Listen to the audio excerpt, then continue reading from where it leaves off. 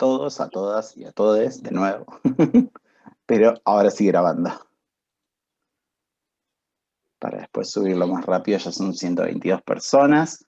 Hoy es muy importante, hashtag dato, numeral dato, que se queden hasta el final, ya que a partir de esta clase, si ya no lo estiramos más, a partir de esta clase comienza la interacción con la plataforma de Escuela para la Igualdad, pero bueno, lo vamos a decir al final para que estén todos, todas y todes quienes se conectan.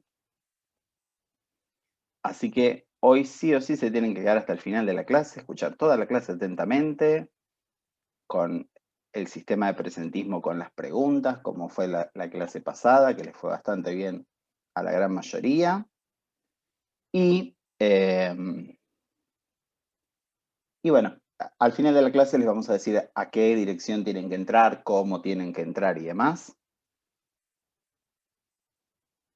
Y hoy van a estar viendo la clase con les licenciadas Eric Navarro y Sofía González sobre modelos de abordaje.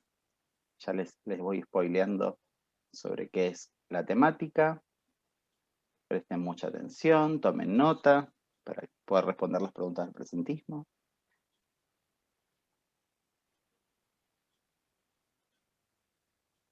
Buenas tardes a todos. Hola Daniela Andrade de mi vida, ahí te conectaste. Cristina Rastelli. Bueno, ya son y 5. No sé, Eric, si querés arrancar con algo, aclarando. Tenemos que hacer tiempo hasta ahí 10, que este es el tiempo de inicio de la clase. Bueno, hoy, antes de comenzar con la clase, queríamos hacer mención, de cómo nos siguen matando a los de la comunidad LGBTIQ+, a partir del caso se hizo tendencia y se viralizó de Samuel. Samuel en España, en La Coruña.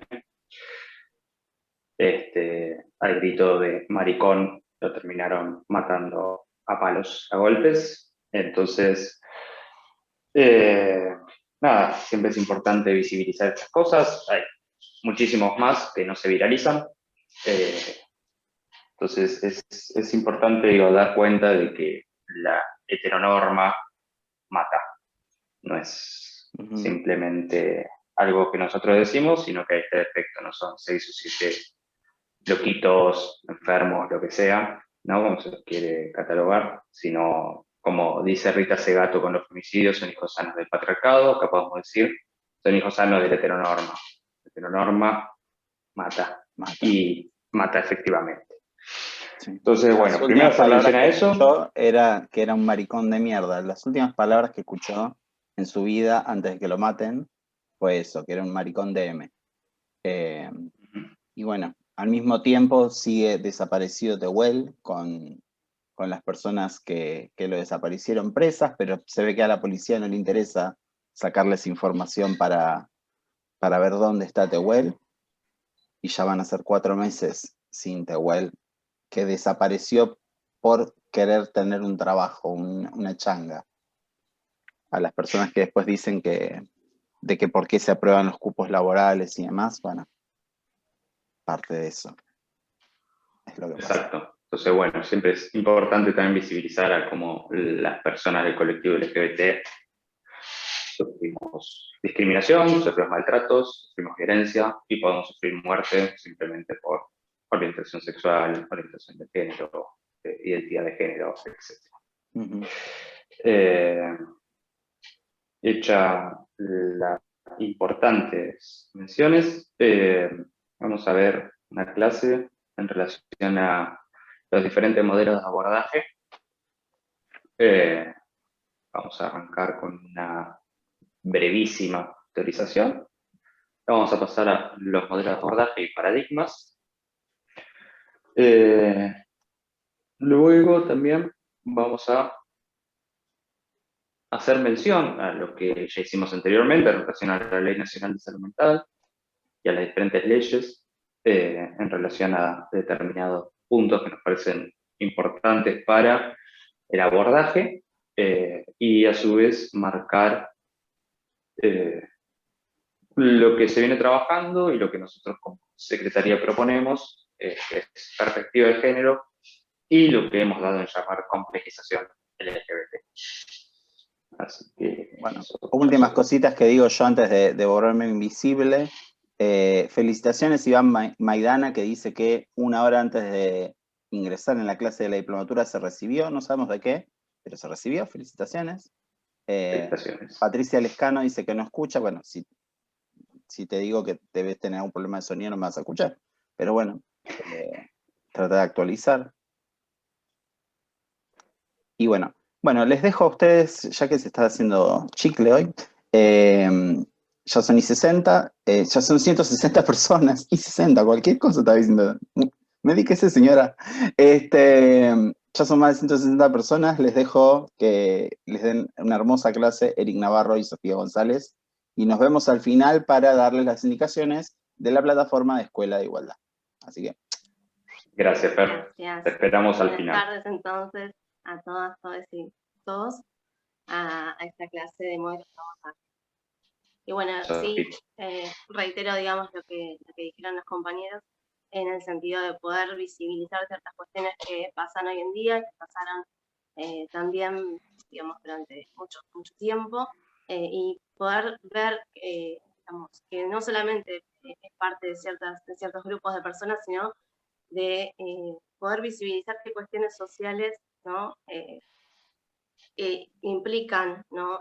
Violencia y cómo, bueno, cómo poder todas y todos también implicarnos en eso que está pasando, ¿no? No decirlo como desde afuera, sino que me parece que la mejor forma de poder erradicar eso, ¿no? De poder plantear un cambio en relación a estas situaciones de violencia es implicando, ¿no? Todo eso. Sí, y sumar en relación a esto, Sofi, de que, sí, digo, justamente si decimos que la salud mental es un tema de todos, como de todos, todas y todos, como vimos anteriormente, hacer vidas más vivibles para todos, todas y todos también es un tema de todos. Exactamente, porque además se trata justamente de una mejor calidad de vida, digamos, sea económica, social, psicológica, digo, es una multidimensionalidad, como vamos a ver acá, de cuestiones que tienen que ver con la calidad de vida de todos. Sí, totalmente. Bueno, ¿te parece que comparto esta pantalla y arrancamos? Perfecto.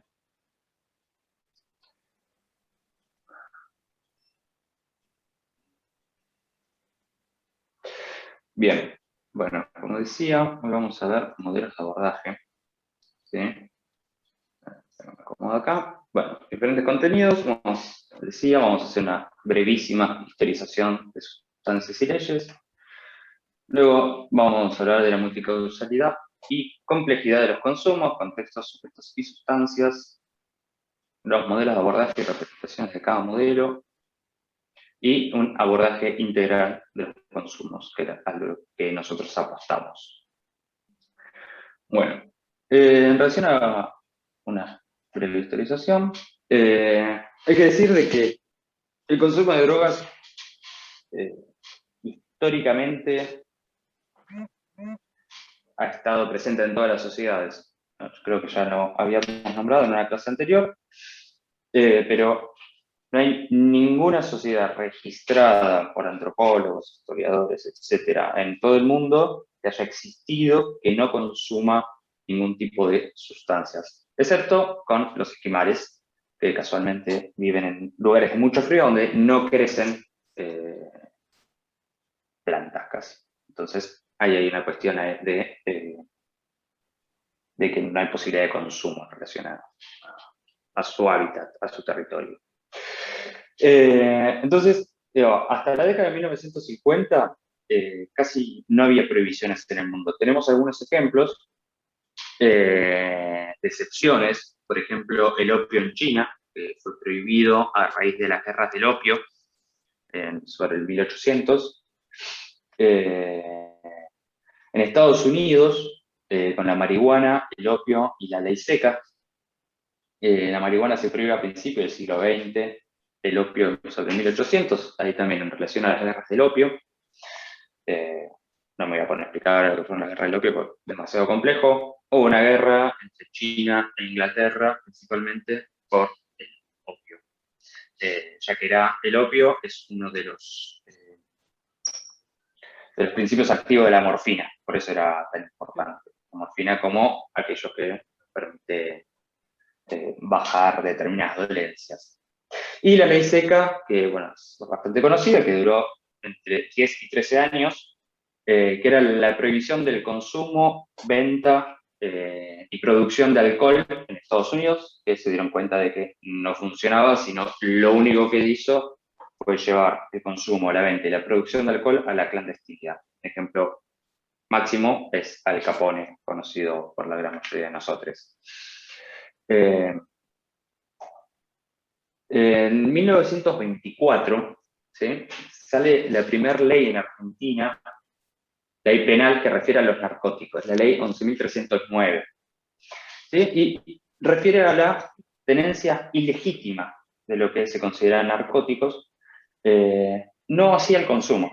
La tenencia ilegítima era aquella que no era expendida por farmacias y al tráfico ilegal. Aquello era lo que era penado, no el consumo de narcóticos.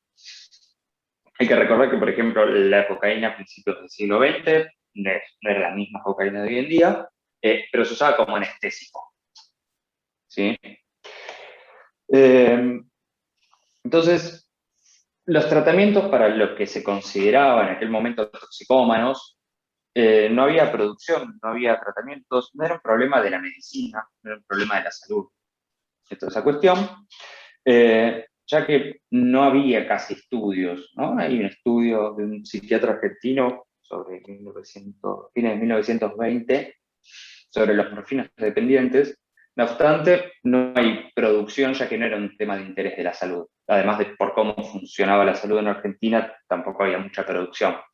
Pero no era de mucho interés en el mundo, en general.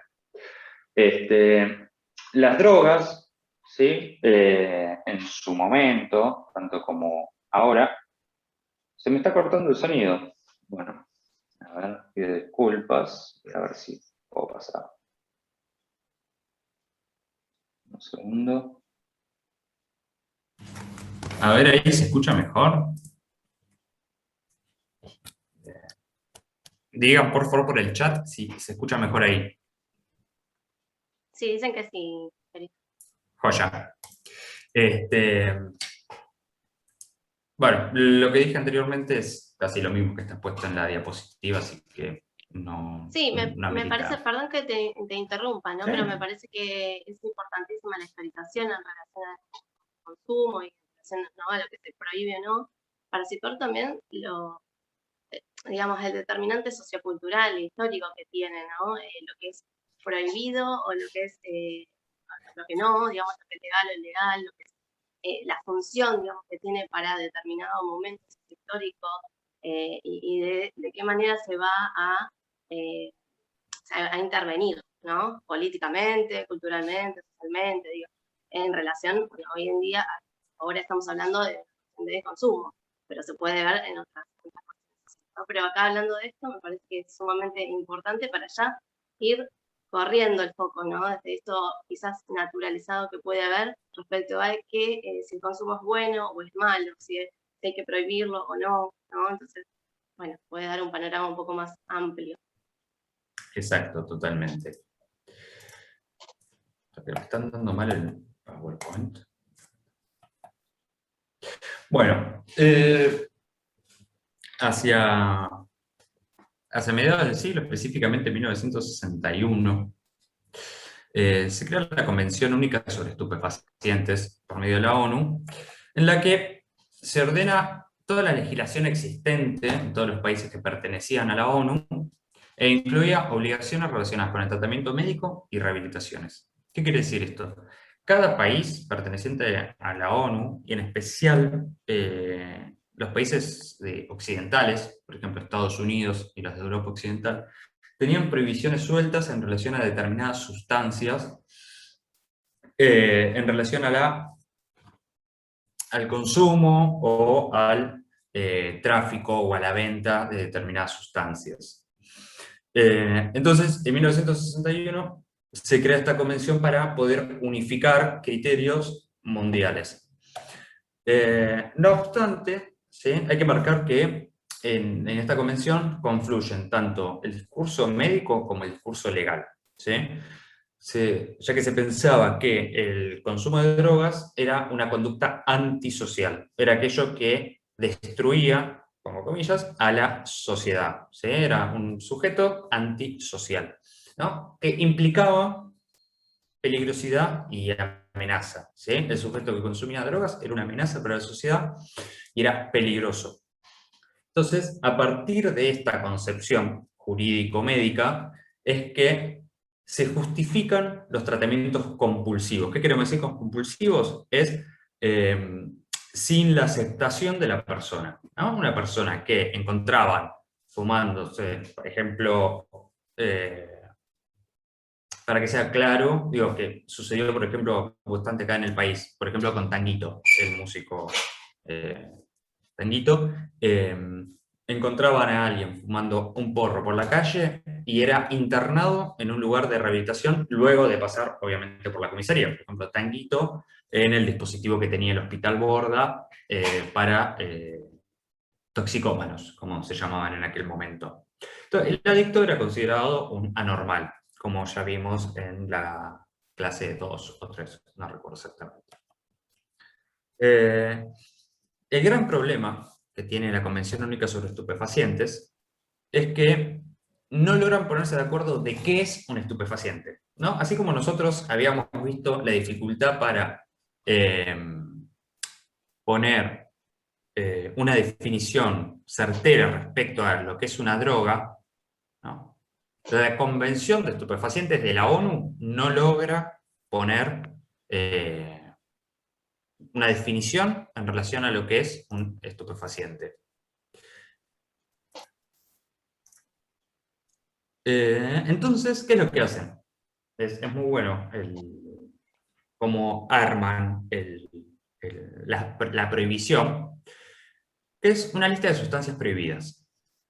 ¿Sí? Entonces, no importa tanto la definición de estupefaciente, sino que arman una lista muy larga sobre diferentes sustancias que estaban prohibidas por ser consideradas que producían un daño a la sociedad, no a la persona, a la sociedad, ya que la persona que consumía determinadas sustancias era un antisocial, ¿sí? Por eso es importante hacer como estos pasos históricos para poder justamente, como decía Sofi, ir viendo cómo se va llegando hasta la prohibición y que es a partir de determinados discursos jurídicos, médicos, sociales posteriormente, se va a ir abordando la problemática del consumo de sustancias en relación a estos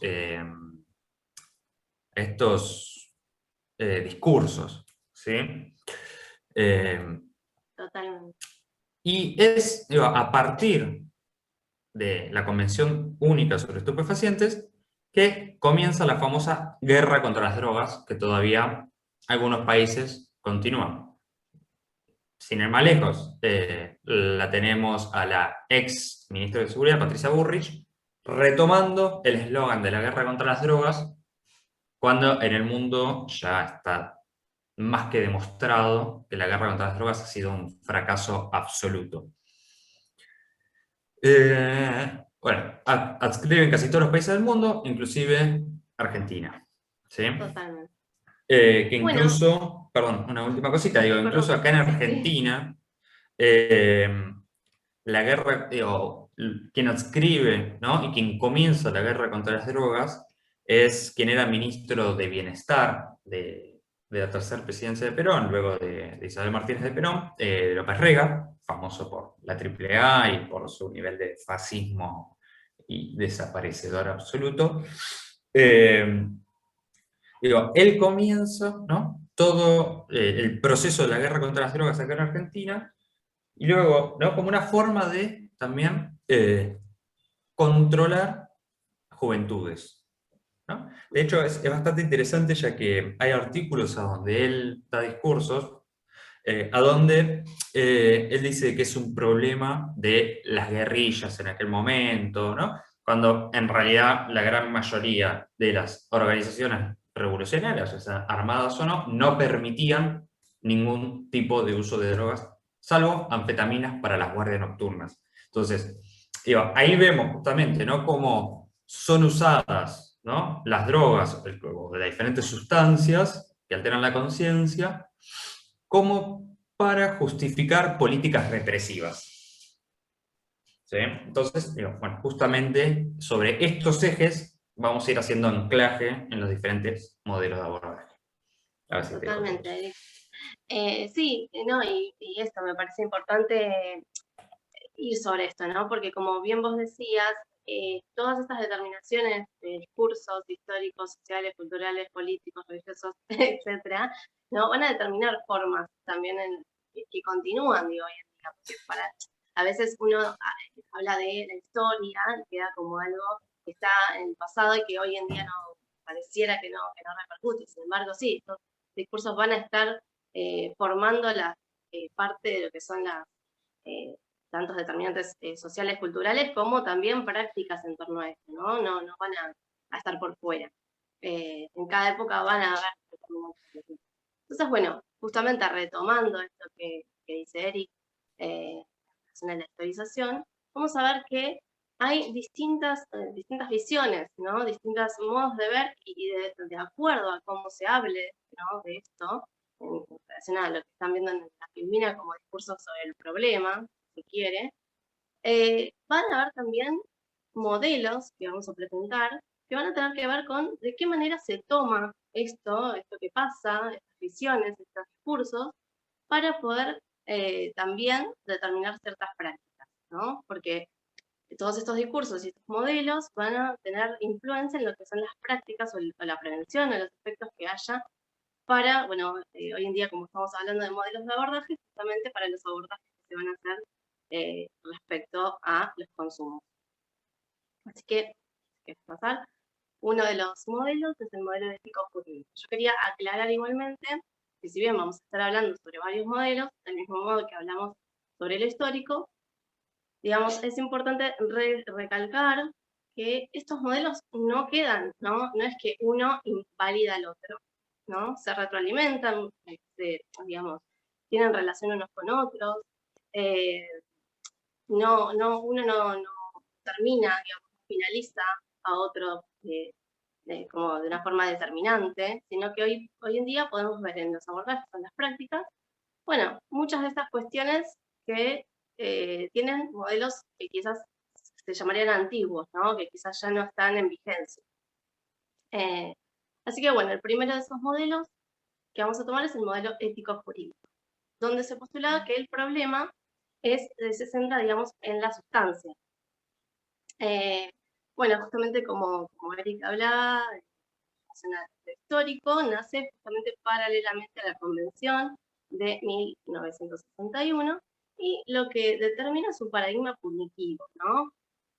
Acá en el modelo ético jurídico lo que vemos es que se pone el foco entonces en la sustancia y que la persona queda en lugar de el consumidor, ¿sí?, que lo que realiza es un delito, ¿no? El consumo va a estar determinado como delito y a partir de ese delito va a ser visto como un delincuente, ¿sí?, como alguien que recae también en un vicio, ¿sí?, que a partir de esto genera un acto delictivo, ¿no? Entonces nos vamos a centrar en la sustancia para decir, bueno, esta persona que consume, digamos, toma esta sustancia que hace que genere algún acto delictivo. Entonces, ¿cómo se va a intervenir respecto a esto? Desde el modelo del paradigma prohibicionista, ¿sí? O sea, lo que se va a buscar es que se dificulte o que no se pueda llegar a tener la sustancia en este caso. Fíjense que en este momento también estamos hablando de una sustancia, ¿sí?, cuando podemos hablar de que el consumo, pues lo vamos a hablar, ¿no? Pero digamos, más allá de una sustancia, ¿no? Pero igualmente en este modelo se va a tomar la sustancia como algo que está mal, vamos a decir, que hay que sustraer, y siempre queda en esta lógica entre la persona, el sujeto, digamos, y esa sustancia, pero teniendo foco en que hay que sacar, ¿no? Prohibirla, luchar contra la sustancia, justamente, por eso que también retomaba Eric esto de la lucha contra las drogas y ciertas figuras políticas, digamos, que dentro de sus discursos también generan digamos, están representando este tipo de modelo, ¿no? Paradigma, que se busca justamente, en la cual, digamos, se busca sacar los efectos o las consecuencias del uso de las drogas. Bueno, también justamente se puede ver en ciertas noticias también, ¿no? En noticias en las cuales vemos que los medios de comunicación toman el foco en la sustancia, haciendo el foco, centrándose en la misma para dar una noticia que involucre, bueno, que hay que quizás centrarse en la prohibición, ¿no? Y esto también tiene relación con qué es legal y qué es ilegal, ¿no? Como decíamos antes. Acá se trata o se interviene sobre las sustancias ilegales, ¿no? Dejando de lado, sacando el foco de sustancias legales que también podrían ser objeto de consumo, ¿no? Y de consumo problemático. Bueno, también esto del cliché mediático, ¿no? Que están viendo en la pantalla, que tiene que ver con la lucha del narcotráfico, que no tiene que ver con, digamos, son dos cosas muy diferentes, lo que es el narcotráfico a lo que es el consumo, ¿sí? Y se trata de muchos discursos de pegar esto como para intervenir sobre el narcotráfico o sobre, digamos, que sea lo mismo una lucha contra el narcotráfico, contra las drogas, cuando en realidad, bueno, ¿de qué manera se puede luchar contra la droga? Digamos, queda por fuera el abordaje directamente. Bueno, entonces, en relación a este modelo, va a haber ciertas ideas, ¿no? que van a preponderar este modelo. En relación a la prevención, ¿sí? Es justamente como dices, hablar de las características generales o de los componentes químicos, ¿no? Nos vamos a centrar también en lo que es biológico, ¿no? En lo que cambia la sustancia en el cuerpo. Haciendo foco en la sustancia, que es lo que va a causar, ¿no? En el cuerpo biológico, ¿no? Por eso también la preeminencia de aspectos biológicos o farmacológicos, ¿no? Porque si vamos a reducir la cuestión, digamos, del consumo, los efectos biológicos, digamos, que nos generan las sustancias, también vamos digamos, centrarnos en los efectos que pueda producir en el organismo y que le van a causar a esta persona, que por ejemplo pueden llegar a tener efectos en su conducta, ¿no? Y por eso también, ¿no? Si tiene efectos en su conducta, ¿cómo vamos a pensar esto de muchas veces la asociación que se hace hacia, bueno, la persona que delinque es una persona que seguramente consume, ¿no? Vamos a ponernos a pensar, ¿no? En lo que también socialmente genera estos discursos o estas ideas, ¿no? Bueno, también... Sí, perdón, incluso, sí. Sofi, digo, o sea, para mí es un ejemplo muy claro de cómo esto, digo, queda demasiado limitado es con el ejemplo del cigarrillo. ¿No? Digo, todos los que somos fumadores, yo como fumador, sabemos el daño que hace en el cuerpo, pero hay algo que va más allá, ¿no? Digo, justamente, digo, ¿no? Hay algo que se queda muy corto en relación a esto. Con esto no estamos diciendo que no hay que hablar de los efectos de la sustancia, pero si únicamente nos enfocamos ahí, hay un problema que es a donde donde hay algo que va más allá, que no opera esos discursos. Quería poner ese ejemplo que a mí me parece muy claro, ¿no? Digo, como algo de todo eso queda demasiado limitado. Exactamente. Y me parece que acá estás retomando también lo que... ahí estamos. Me voy a salir el PowerPoint. Retomamos lo que tiene que ver también con la ilegalidad o lo legal, ¿no? Y dónde se pone el foco, y además de esto, en qué ideas van a repercutir en esto, ¿no? ¿Cómo vamos a pensar, como por ejemplo decía Eric, ¿no? En la diferenciación entre el consumo de alcohol, el consumo de cigarrillos o el consumo de otras sustancias, o también el consumo de otros objetos, digamos, que no tenga que ver con la sustancia, ¿no? Entonces van a determinar la forma en que pensemos. Bueno, las voces que representan esta perspectiva. Por ejemplo, algunos ejemplos, digamos, que van a ir, como dijo Eric, puede ser también ciertas ideas en relación a cómo esas personas van a continuar o no, o cómo sería la problemática en relación a la sustancia, ¿no? Una de las voces, o lo que se escucha, es la marihuana es la puerta de entrada a las adicciones, ¿no? Como si determinara una sustancia, digamos, la vida completa de una persona, ¿no? Porque, digamos, el consumo de una sustancia determinara qué es lo que va a realizar, en definitiva, el comportamiento de una persona, ¿no? Porque sería la puerta de entrada a las adicciones. Estamos tomando, primero, el foco lo estamos poniendo en la marihuana en este caso, y además estamos invalidando todos los aspectos de esa persona, ¿no? Otra de esas voces es, las leo para que, por más de que las estén viendo, los charlemos. El problema de los jóvenes están perdidos, ¿no? En el consumo de, digamos, perdón, otra vez, el problema es que los jóvenes estén perdidos en el consumo de las drogas, ¿no? Entonces también de vuelta, ¿no? Invalidamos todo el tiempo a la persona, ¿no? Porque estamos diciendo, bueno, está perdido en el consumo de las drogas, ¿no?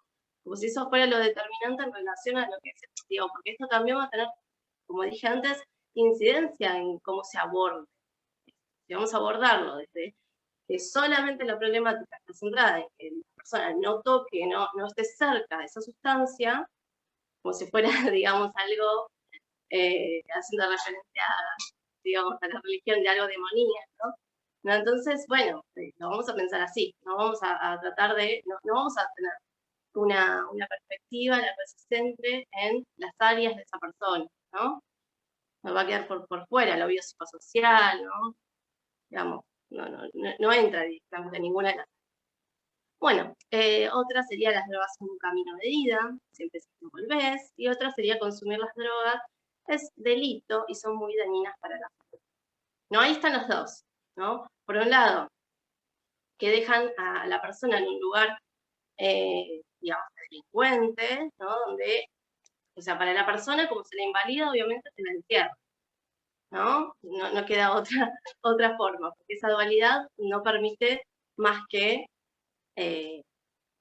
digamos, la separación completa y no hacerse cargo de ningún tipo de abordaje.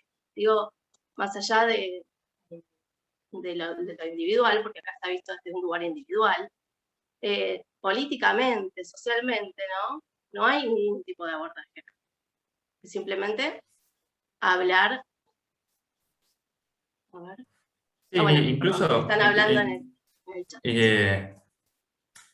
Incluso digo, cómo se deja al sujeto como, como algo completamente pasivo, ¿no? Totalmente, claro. De estos discursos, ¿no? Como, bueno, si la marihuana es la puerta, digo, la puerta de entrada, digo, el sujeto queda en un estado de pasividad total, donde no puede hacer nada, donde tampoco tiene ningún tipo de responsabilidad. Digo, no hay absolutamente nada en relación al sujeto en estos discursos. Entonces, ahí, digo, yo me preguntaría qué tipo de abordaje posible hay ahí, digo, en relación a este discurso, ¿no? Digo, bueno, ya está, si la droga te comió la cabeza, como dicen algunos, bueno. También, es otra voz, ¿no?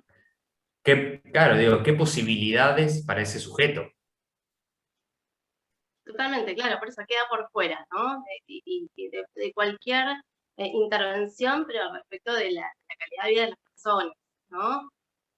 Es simplemente el foco en este lugar donde quedan, sí, digamos, no quedan como un sujeto, justamente, las personas. Quedan como un objeto, vamos a decir, ¿no? Un objeto de eso que se va a intervenir.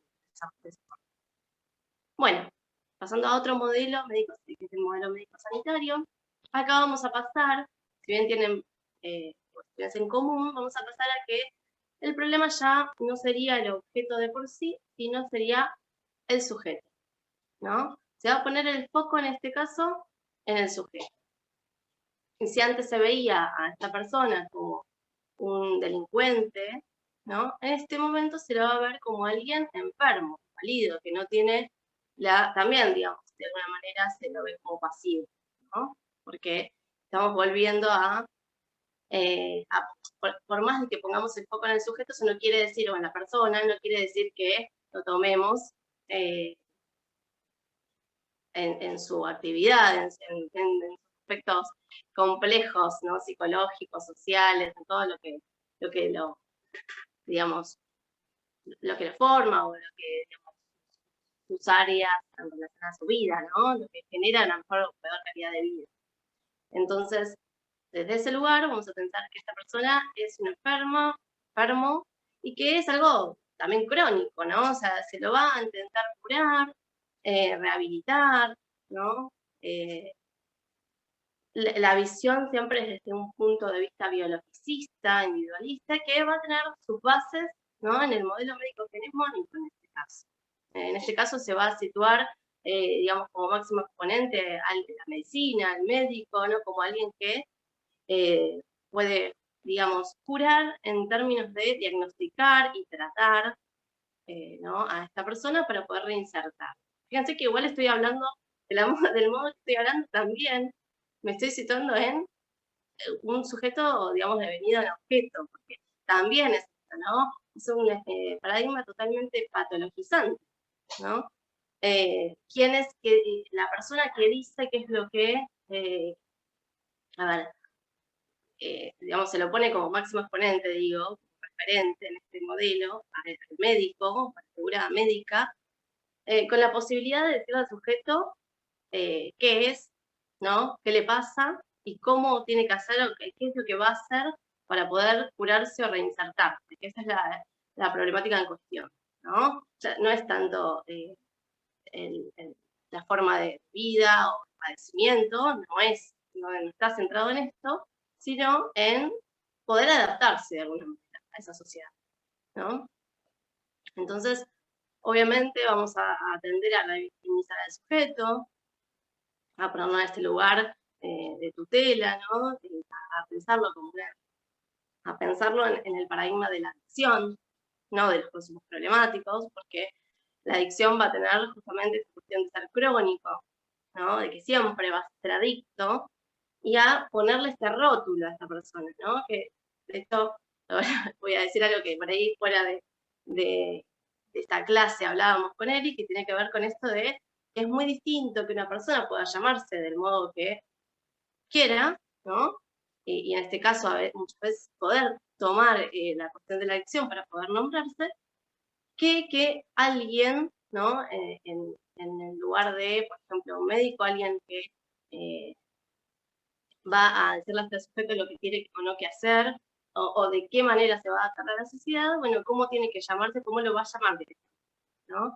Entonces, en ese lugar, poner en este lugar a la persona como adicta, ¿no?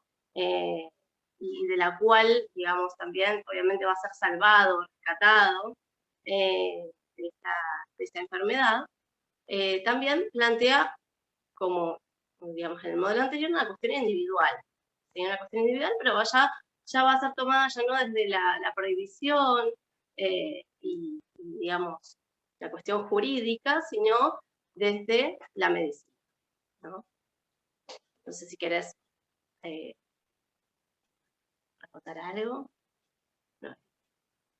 Sí, nada, veo, más allá de todo lo que fuiste nombrando, digo, cómo se individualiza a ese sujeto, ¿no? Y barriendo totalmente, ¿no? Con toda la cuestión social, con todos los diferentes atravesamientos sociales, políticos, económicos, digo, es el sujeto solo como si estuviera solo en el mundo, como si fuera un Robinson Crusoe, ¿no?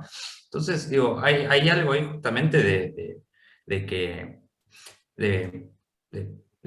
de vuelta, se queda muy corto ese abordaje, ¿no? Digo, hay algo ahí que efectivamente, digo, y ha sido demostrado por los diferentes tratamientos que hay actualmente, digo que muchos actualmente continúan con ese modelo de abordaje, ¿no? Digo, donde efectivamente, digo, hay algo de que lo que se suele llamar la recaída, digo, suele venir, digo, muy, muy prontamente, ¿no? Porque no hubo, porque no hubo ni siquiera una reinserción social, digo, o una modificación del contexto, no hubo nada, ¿no? Digo, el sujeto es enfermo, ¿no? Como si uno tuviera alguna enfermedad, no sé, tuviera COVID, ¿no? Entonces debe aislarse, estar solo, ¿no? Hacer como una robinsoneada, y que venga un otro a rescatarlo, ¿no? Me parecía bastante importante, digo, retomar esto que decías vos, Sofi, de que el sujeto deviene objeto también, digo, más allá de que el foco esté puesto en el sujeto, es un sujeto objetivizado, no subjetivizado justamente.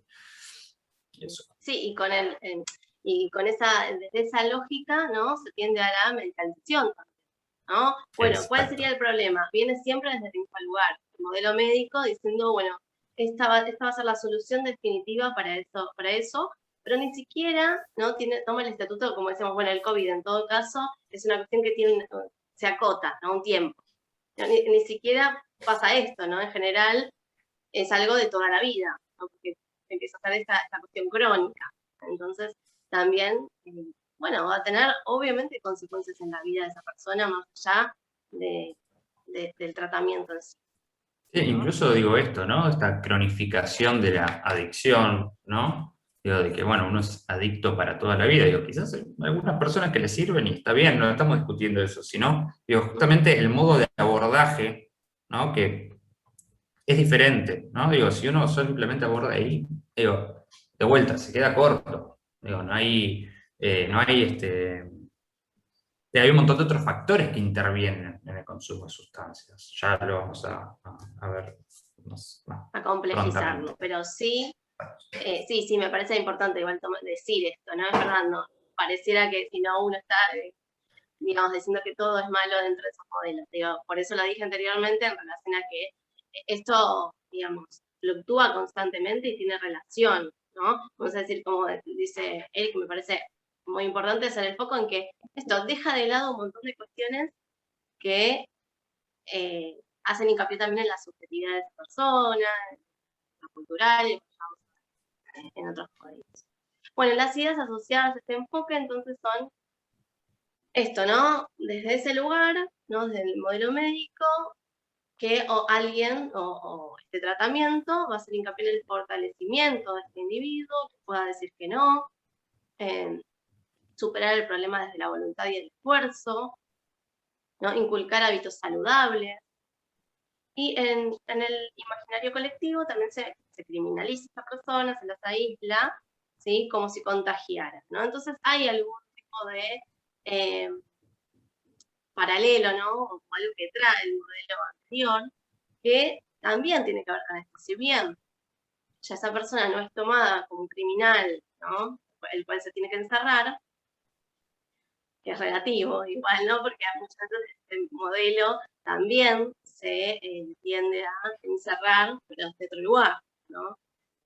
Por ejemplo, en instituciones totales, podemos llamar el manicomio. Entonces, digamos, si vamos a generar una patologización, ¿no? También estamos hablando de que a esa persona se la toma también en un lugar criminalizador y se la aísla, ¿no? Sí. Podemos pensar también en el paradigma de derecho, ¿no? ¿Qué pasa con los derechos de las personas? Entonces, exacto, bueno. digo, y perdón, Sofía, te interrumpa, digo, ¿sí? Posteriormente, digo, cómo se ven muy, muy claros estos abordajes, ¿no? Digo, cuando una persona, por ejemplo, llega a un dispositivo que trabaje únicamente con este modelo, ¿no? Digo, siempre vale aclarar esto que dice Sofi, no es una cuestión de que son modelos separados, en realidad están constantemente en interjuegos por una cuestión práctica que se dividen. No obstante, por ejemplo, ¿no? Cuando una persona recae, lo pongo entre comillas porque habría que discutir bastante esa forma de nombrar una vuelta al consumo después de una abstinencia total, digo, la gran mayoría comenta que vuelve a consumir con culpa.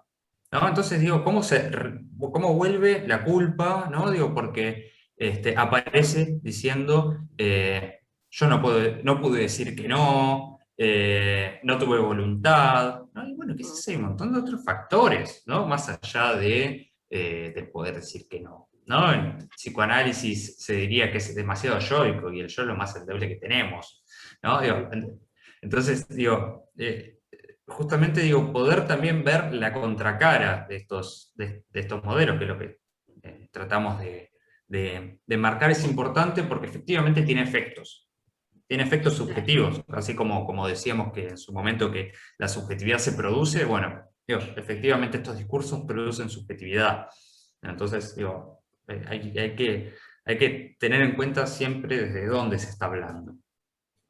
Divagué, pero Sí. a ver, eso. Sí, Continúa. totalmente, y que queda, digamos, también poder rever, ¿no? En los abordajes, en los dispositivos que haya, qué está pasando desde el dispositivo, desde el abordaje, ¿no? Porque si no, esto se tiende a pasar esto, que es el modelo que estamos hablando, que es el problema en el sujeto. Entonces, si nos centramos en el sujeto y no podemos rever, bueno, ¿qué pasa? Que en realidad estamos tomando solamente una parte, ¿no? Y no podemos ver la complejidad, ¿no?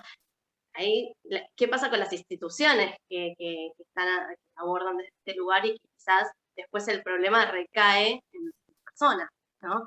Y de ahí también advienen esas cuestiones, como decías vos, subjetivas, relacionadas, por ejemplo, ¿no? Porque obviamente estamos hablando de ejemplos y no quiere decir que esto pase efectivamente.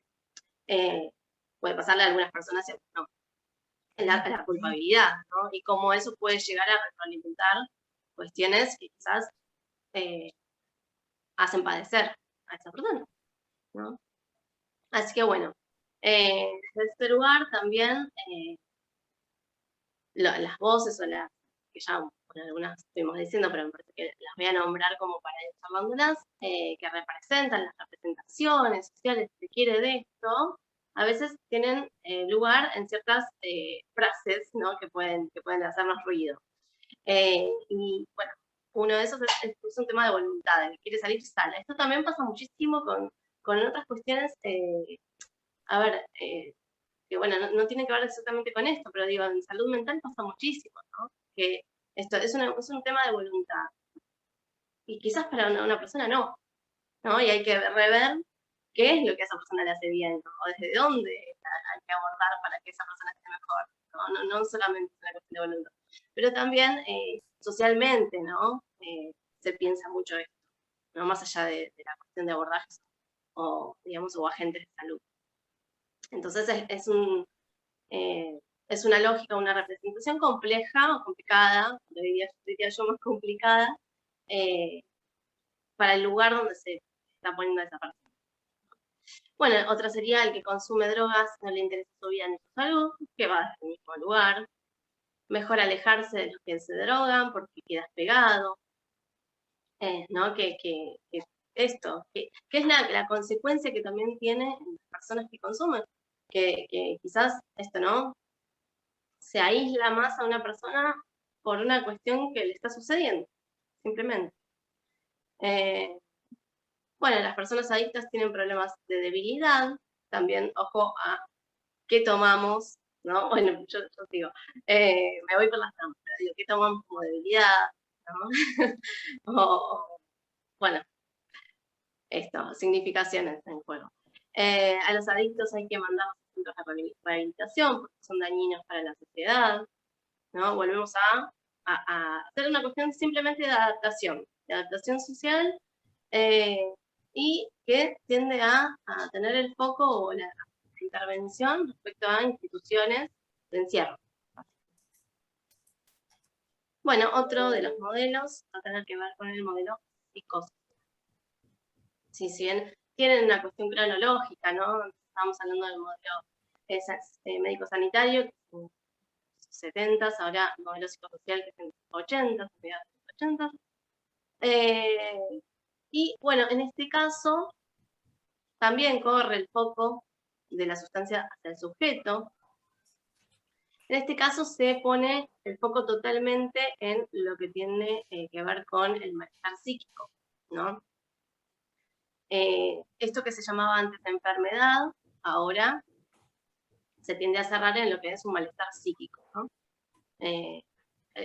Justamente vuelve a poner, en esto sí me parece que vuelve a algo que tienen en común estos modelos, es que ponen el foco en la persona y en la sustancia, pero esta vez lo va lo van a tomar desde el vínculo que hay entre la persona y la sustancia, ¿no? Sí va a tomar la complejidad de cada individuo, ¿sí? En relación al peso de los factores psicológicos y sociales, ¿sí? Y que también va a enfatizar, digamos, a lo que tiene que ver con el medio, el entorno de esa persona, ¿sí? Entonces, el entorno político, económico, cultural o social va a tener una consecuencia o un efecto en esta persona, ¿sí? Pero en este caso se va a tomar a la persona que consume como un esclavo. Y se sigue poniendo, digamos, solamente el vínculo, el foco, perdón, en el vínculo entre la persona y la sustancia, y desde este lugar se lo va a abordar, ¿no? Desde, desde la cuestión simplemente psicológica, ¿no? Psicológica con determinados factores sociales en juego. Pero esta persona... Sí. Ahora, Sí, perdón, sí, te sí. interrumpí, dale. No, sí, decime. No, que digo que se le empieza a dar cierta preponderancia a esto que decía Sofi, al medio social cercano. ¿Qué queremos decir con el medio social cercano? Principalmente a la familia, ¿no? Totalmente. La familia como la culpable de la adicción, ¿no? Que esclaviza a ese sujeto, ¿no? Es muy claro en los primeros desarrollos teóricos, psicológicos y psiquiátricos acá en la Argentina, ¿no? Digo, donde, psicoanalistas, gente muy interesante para leer, pero constantemente poniendo el foco ahí en la familia, ¿no? Recuerdo una frase no recuerdo ahora exactamente el autor, pero que decía, con la familia que tiene, ¿no? ¿Cómo no va a consumir? ¿No? Uh-huh. Gravísimo. Eso. Sí, gravísimo. Sobre todo porque deja de lado esto, ¿no? Vuelve a pasar esto, que deja de lado un montón de otras cuestiones. ¿Y por qué? ¿No? Si nos ponemos a pensar, digamos, a preguntar a esa persona, digamos, no porque esa persona le haya dicho, digo, es un modelo y tiene sus bases en determinados estudios, ¿no? Como bien dice Eric, de determinado momento también, ¿no? Momento sociocultural también. Entonces, vamos a ver cómo estos avances que se hacen dentro de, o estos, digamos, estudios que se hacen dentro de determinada disciplina, ¿no? Tienen sus efectos también, y que también van a tener efectos en los abordajes.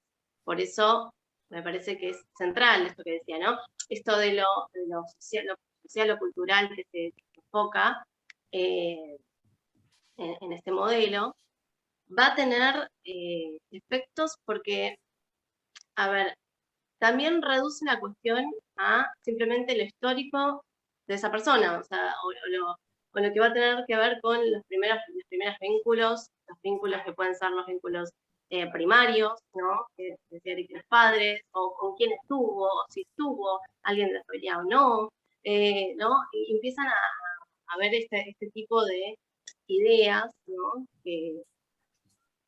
Quiénes fueron los referentes de esta persona, si los referentes pudieron hacer algo o no, si alguien de la familia, digamos, por eso, ¿no? Esto de si estuvo o no estuvo esta persona, si La junta de con quién amigos. contó.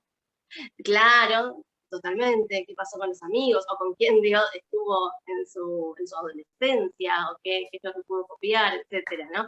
Digo, como poniendo solamente el foco en este lugar, y a veces culpabilizando, ¿no? Al entorno, que muchas veces también, ¿no? Genera como decíamos antes, culpabilizando a la persona, en este caso va a haber una culpabilización al entorno de esta persona, ¿no? Que también a veces tiene consecuencias negativas, porque no es, digo, un abordaje que tome la complejidad, ¿no? Y que muchas veces, digo, culpabilizar o generar intervenciones en torno a la culpabilización es algo que por lo menos nos tenemos que preguntar, ¿no? ¿Qué es lo que está pasando en el entorno?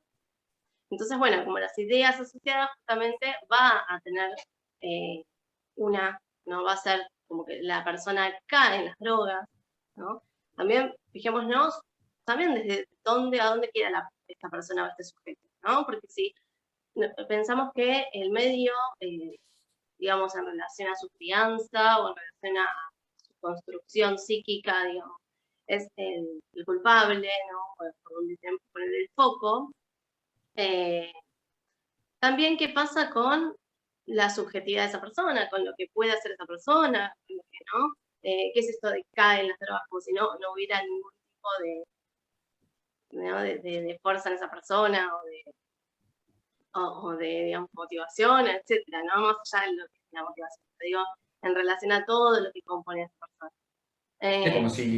Como si las drogas fueran ahí un pozo ciego, ¿no? Donde uno cae y es muy difícil salir, ¿no? Digo, justamente lo que decíamos antes, la recaída, ¿no? Digo, asociada justamente a esto que damos por llamar modelo psicosocial, ¿no? Digo, justamente, ¿no? Hay una recaída de la persona, o sea, la persona vuelve a caerse en las drogas. Y, no sé, yo creo que uno se y cae que también deja muy en la poco calle. lugar a la persona, ¿no? Deja muy poco lugar a la persona y queda en una lógica un poco, ¿no? Como esto que decías, que es otra de las cosas que está acá en el Power, ¿no? Con la familia que tiene y no le queda otra. ¿No? Y bueno, entonces, ¿qué podemos hacer? ¿No? Si eso ya determina todo, ¿no? Está bien, acá, digamos, se lo lleva a un lugar, ¿no? Por ejemplo, lo que no se dice queda tapado por el consumo, el sujeto tiene que aprender a decir sus malestares, pero hay cuestiones, vamos a preguntarnos, ¿es lo único que determina, ¿no? Que pueda decir alguno de sus malestares o que pueda, digamos, trabajar las cuestiones, por ejemplo, conscientes, ¿no? O el yo que decía él recién, eso es lo único que puede determinar que una persona pueda consumir, ¿no? También, eso es una pregunta que puede llegar, perfecto. Nos podemos llegar a hacer, ¿no? Bueno, dentro de los modelos entonces seguimos con el modelo sociocultural. Y acá vamos a correr el foco en lo que es el contexto, ¿sí? El contexto tomado como digamos, la sociedad, la estructura socioeconómica, lo cultural, y se va a tomar, ¿no? Desde, a ver, dónde, ¿no? En qué medio socioeconómico está, dónde vive esa persona, con quién creció, en qué entorno político, social, y desde ahí se va a determinar, ¿no? Digamos, se va a determinar el consumo en sí mismo de esa persona, ¿sí? Entonces, acá también podemos ver una reducción, pero al contexto sociocultural. Este modelo nace en la década de los 90, ¿sí? Y también esto, ¿no? Los significados que se les pueda dar al consumo, a la sustancia, ¿sí? Que tenga esa persona, se las va a dar el momento sociohistórico en el cual viva, ¿no? En ese momento se empiezan a implementar los programas de reducción de riesgos y daños, ¿sí? Entonces, pensemos que va a haber representaciones también, digamos, que van a afectar a este modelo, ¿sí? Si hay una asociación entre pobreza y consumo de sustancias, digamos, en ese punto, el sujeto también va a quedar en el lugar como, digamos, de vulnerabilidad, ¿no? Vamos a pensar que, bueno, pobre, digamos, si estuvo en ese lugar, ¿no? Si tuvo esas condiciones socioeconómicas, ya también, digamos, es muy difícil que no recaiga, ¿no? Eso puede ser una de las voces, ¿no? No es que sea así, sino que desde este modelo se va a pensar de esta manera, ¿no? Sí, digo, y hay que tener en cuenta, sumo esto, Sofi, digo, cuándo nacen estos modelos, ¿no? Digo, la década del 90, ¿no? Recordemos, ¿no? Neoliberalismo mundial, caída del muro de Berlín, ¿no? Pobreza absoluta en el mundo, ¿no? Entonces, digo, el gran problema de este modelo es que termina siendo una asociación entre pobreza y consumo de sustancias. Y sabemos que no es así, ya lo dijo la actual vicepresidenta en 2014. Los ricos consumen de la buena, no es que no consumen, ¿no? Entonces, o queda invisibilizado también el consumo de determinados sectores sociales. Claro, pasa esto, ¿no? Lo que decía, bueno, acá en el último parte del Power, quiere decir que el usuario, digamos, en este caso se le llama usuario, de las drogas va a tener la representación de víctima, ¿no? Pero digo, las ideas que pueden asociarse o lo que podemos pensar respecto a este, digamos, centrados en este modelo sociocultural es esto, ¿no? Bueno, seguramente van a consumir más, ¿no? Más personas van a consumir que vivan en determinado lugar, que no tengan determinada, digamos, que no tengan dinero, ¿no? Vamos a ponerlo desde ahí, la perspectiva. Entonces, como bien dice Eric, que está montado en la cuestión histórica de ese momento, pero va a tener determinaciones en lo que después también se va a pensar respecto al sujeto que consume. Entonces, la prevención se va a dar siempre en lo social, ¿no? O sea, pensar que desde este lugar, mediante acción social, se va a prevenir el consumo. Y se va a asociar a este sujeto exclusivamente, entonces, como decíamos, a poblaciones marginales, como recién decía, ¿no? Desde el lugar de hay una población vulnerada, entonces seguramente va a recaer en las drogas, ¿no? Cuando no es así, como se invisibiliza o tienen otro tipo de consumos, pero los consumos van a estar igual, hay que pensarlo desde una lógica más compleja, sin, digamos, aislar algunos determinantes. Bueno, digamos, se lo piensa también como una salida, ¿no? Una salida para huir de esa realidad económica o socioeconómica que tiene esa persona también. Por eso lo vamos a determinar, ¿no? Poner el foco y la determinación del consumo en el contexto, ¿sí? ¿Qué educación tuvo? Si tiene o no trabajo, no sé, se escucha mucho esto también, ¿no? Bueno, si tiene un trabajo, quizás no lo consume, o seguramente esto pasó a raíz de esta persona es un vago, ¿no? Entonces, bueno, también poder ver qué pasa con lo que dice, digamos, en relación a lo social, lo común, ¿no? Lo común en relación a lo que se dice en todos los entornos que se escucha. Bien, entonces, un segundito. Bueno, esto. Bueno, digo, en relación a estos modelos de abordaje que bien explicaba Sofi, tenemos paradigmas, ¿no? Paradigmas, digo, esto es como un breve repaso de lo dicho anteriormente, ¿no? El paradigma es una cosmovisión, es una forma de ver el mundo, ¿sí? Entonces, digo, el consumidor queda como un presunto potencial delincuente, ¿no? Esto nos cansamos de escucharlo, ¿no? La intervención, entonces, es un delincuente, va a estar por medio de la fuerza de seguridad. Entonces, luego van a estar los jueces y los abogados. Por ejemplo, en la clase que vieron con Edu Gamarra, ¿no? La ley actual de drogas, ¿no? Tiene este paradigma, ¿no? Esa ley tiene este paradigma. Una persona que pasa fumando su perro por la calle, se lo detiene, se lo lleva preso, y luego el juez va a determinar si queda preso o queda liberado. El abordaje va a ser el de detectar casos, ¿no? De perseguir al consumidor, prohibir el consumo, instalar la sospecha como modo de vínculo y denunciar, ¿no? La típica campaña de los 90 que aparecía, ¿no? Bueno, si usted sabe de alguien que se droga, de aviso en las escuelas, ¿no? Como bastante culpógeno todo. Y a los jóvenes, ¿no? Algo que nos interesa bastante, ¿no? Entonces se trata, ¿no?, de decirle a los padres que busquen si hay alguna droga que circule, ¿no?, que revisen las mochilas, ¿no? Y en las escuelas se daba, ahora ya no tanto, gracias a que hay leyes que protegen a los pibes y a las pibas, de expulsar a quien consume, ¿no? Digo, como sucedía antes, ¿no? Se expulsaba a las chicas que consumían en la escuela, se les expulsa de la familia, se les expulsa de las diferentes instituciones que producen a esa persona. El paradigma de lo que damos por llamar el paradigma de la enfermedad implica al consumidor como un enfermo, un drogadicto que tiene un trastorno individual, ¿sí? La intervención va a estar basada en médicos, psiquiátricos, psicólogos, ¿no? Todos profesionales de la salud. Todos los profesionales de la salud van a ser los encargados de abordar a ese sujeto que tiene esta adicción. Y digo adicción con todo el sentido que ya le dimos en su momento. El abordaje va a estar vinculado a tratamientos de internaciones, ¿no? Para evitar el contagio, entre comillas, ¿no? Esto se sigue dando mucho, ¿no?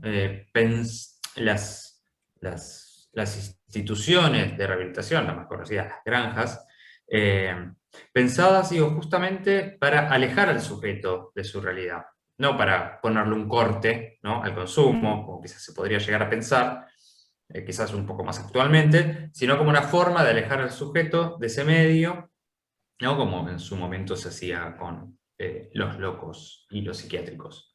Y los jóvenes van a estar en su abordaje atravesados completamente por los tratamientos médicos y psicológicos y toda una sobre intervención sobre esa persona que quizás no necesita tanto.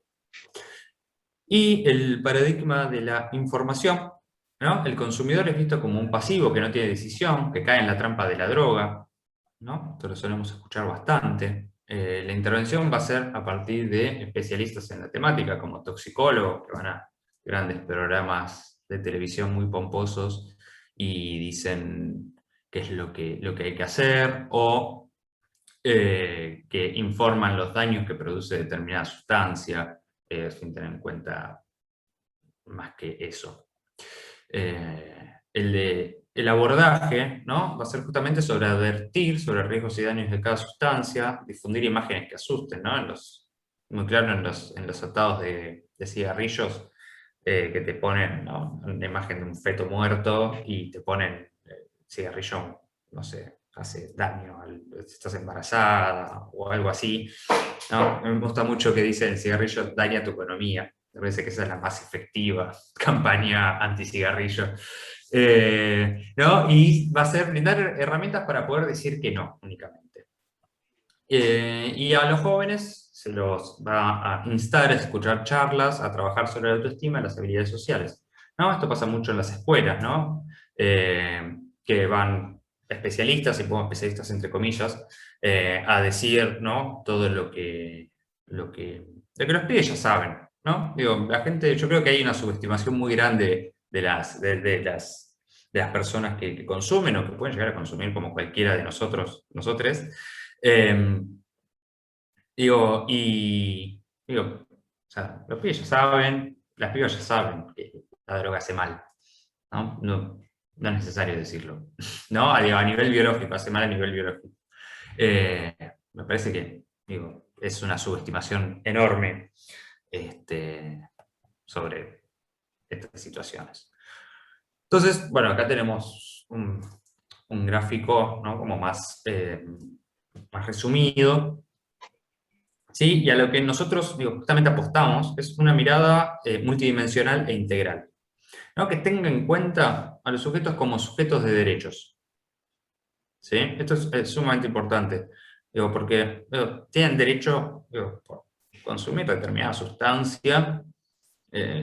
Vaga la aclaración, hoy estamos haciendo eje en el consumo de sustancias, no en el consumo de otros objetos, ¿sí? Digo, en su momento habíamos dicho que se aborda el consumo en general, hoy estamos haciendo eje en el consumo de sustancias. Bueno, digo, y una persona por consumir determinadas sustancias sigue siendo sujeto de derecho con todos los derechos que las leyes nos amparan, ¿sí? Y esto es sumamente importante, digo, tanto como la Ley Nacional de Salud Mental, como la Ley de Protección Integral de Derechos de Niños, Niñas y Adolescentes, digo, todas las leyes que nos amparan, el derecho al voto, que muchas veces, estamos en año electoral, que muchas veces no se respeta cuando hay una persona internada. Las personas internadas tienen derecho y la obligación de ir a votar, ¿sí? Etcétera. Ahora vamos a ir hacia un poquito más en profundidad de esta multidimensionalidad o modelo más integral. Entonces, en relación a la promoción y protección de derechos, esto es sumamente necesario, ¿sí? Todos los abordajes que vayamos a hacer, tenemos que hacerlo dentro del marco de los derechos de las personas, ¿sí? Y nosotros lo que proponemos es un abordaje salutogénico, ¿sí? Que apueste por la salud. y que tenga un enfoque de lo que se da por llamar reducción de riesgos y daños, ¿sí? A donde el abstencionismo, a algunos les puede servir, pero no les sirve a todos, ¿sí? Entonces, hay que tener en cuenta las políticas que se llevan a cabo e incluso trabajar con una perspectiva de reducción de riesgos y daños.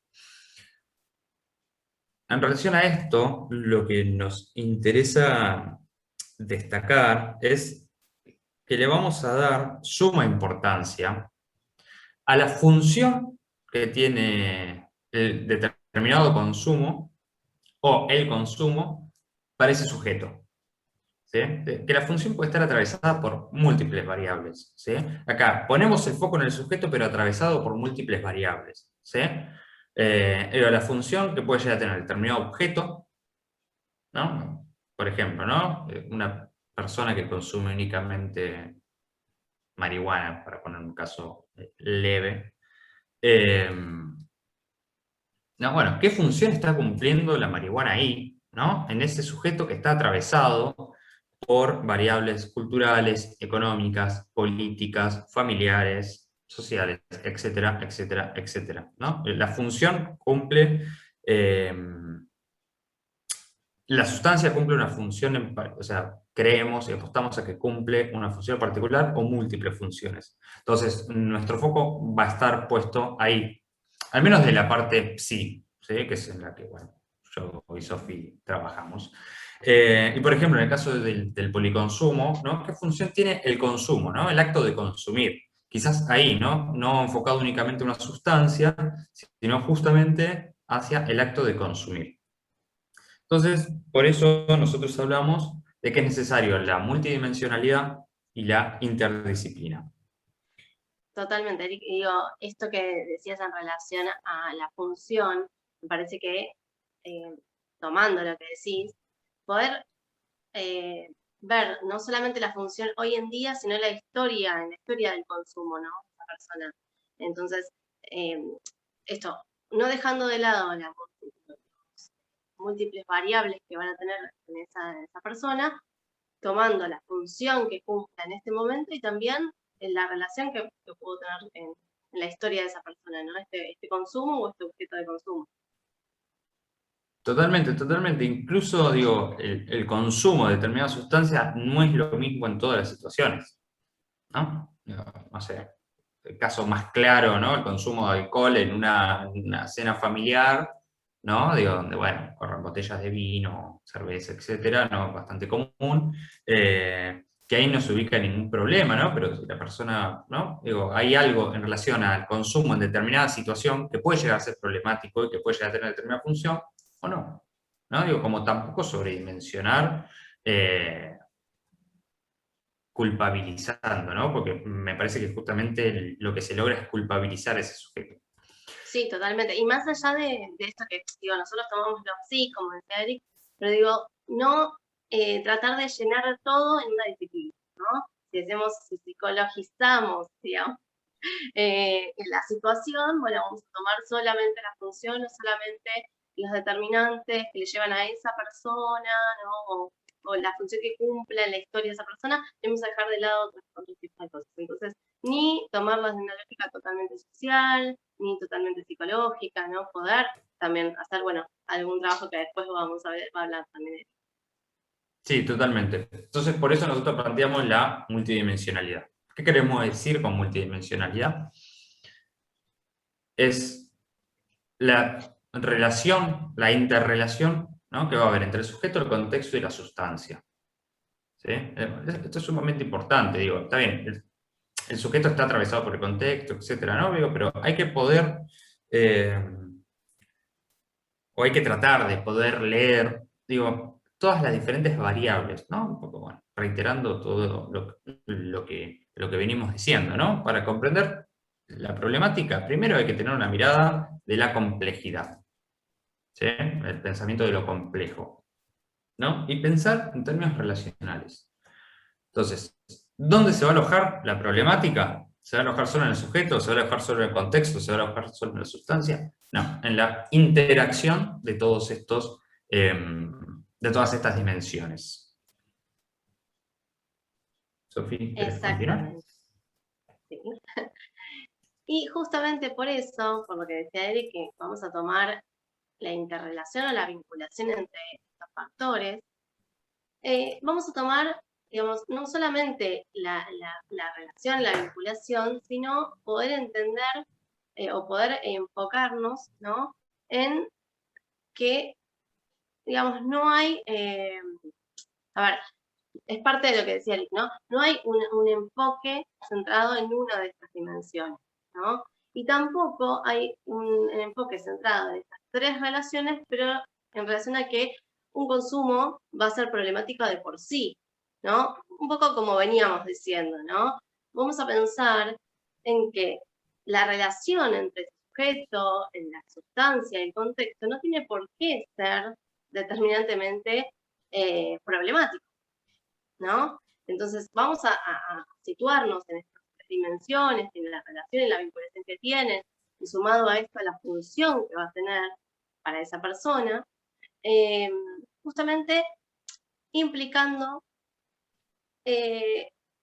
cuestiones que van a tener que ver con el consumo problemático, que van a ser singulares, ¿no?, de esa persona. Entonces, nos vamos a centrar también en lo que tenga que ver la relación, la vinculación, los efectos que pueda tener en la subjetividad, tanto cuestiones familiares, cuestiones sociales, cuestiones económicas, cuestiones políticas, cuestiones en relación a la comunidad, y también los abordajes van a ser en relación a todos estos factores, ¿no? Porque, digamos, justamente si los tenemos en cuenta, ¿no?, en lo que tiene efectos en esa persona, en cuestión, bueno, vamos a tener que trabajar en relación a esas áreas, ¿no? Porque si no, digamos, lo decimos, pero en el abordaje no tiene consecuencias o, digamos, coherencia, ¿no? Cuando vamos a trabajar. Entonces, ¿qué pasa con trabajar el contexto de esa persona? ¿Qué pasa con trabajar la historia de esa persona, la sociedad, lo familiar, lo cultural? No solamente quedarnos con abordajes donde centremos las intervenciones desde un solo lugar, ¿no? Entonces, pensar también qué le pasa a esa persona en su complejidad. Por eso tomamos los consumos problemáticos. Me parece importante centrar en que si nosotros tomamos los consumos problemáticos, va a ser desde este lugar, ¿no? Que los consumos problemáticos tienen, digamos, su definición misma, va a basarse en que es una cuestión situacional, ¿sí? Nos vamos a alejar, a distanciarnos de la cuestión de la cronicidad, ¿no? La problemática de ese consumo va a ser subjetiva, ¿no? El padecimiento que pueda tener esa persona en este momento, ¿no? Y vamos a abordarlo desde ahí, ¿no? Desde una cuestión que no es de acá en adelante para siempre, ¿no?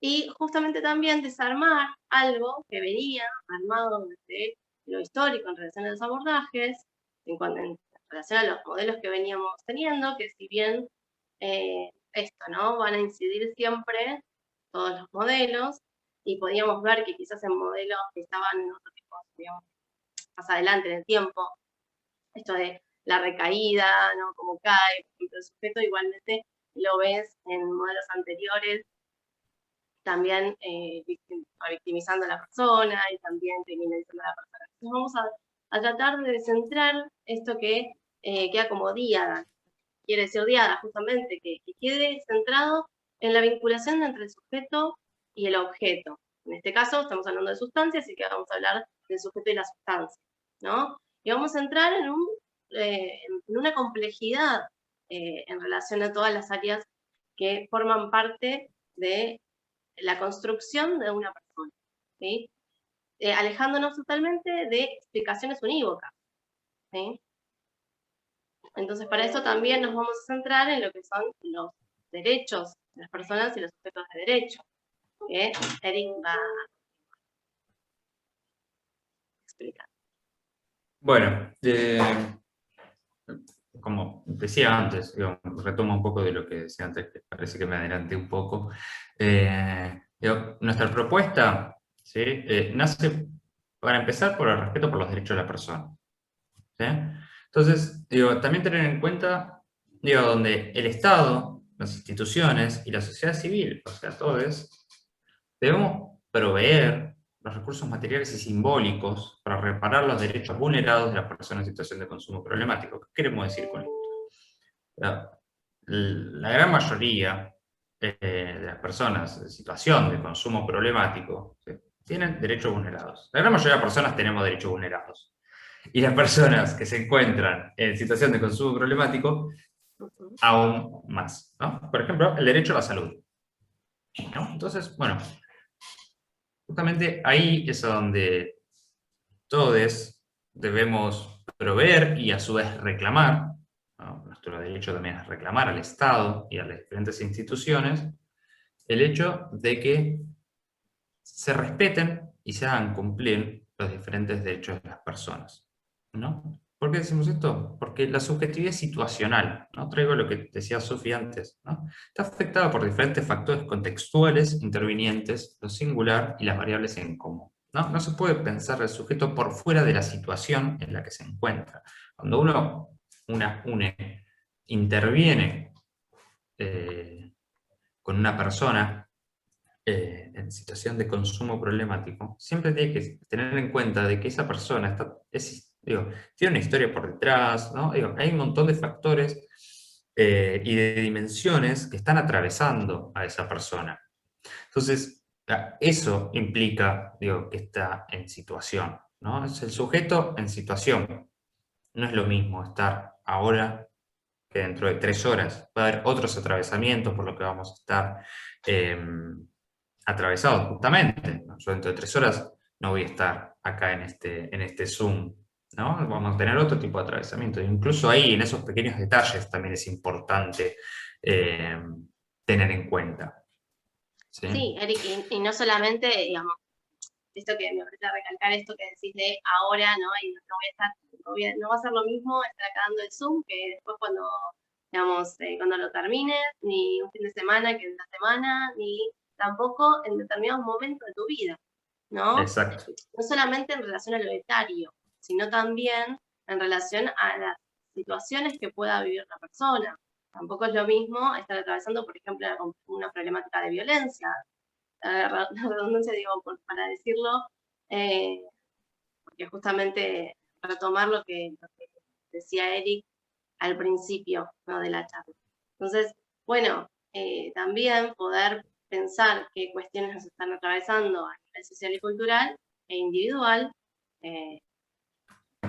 digamos, en el abordaje también, complejidad del abordaje. Sí, totalmente.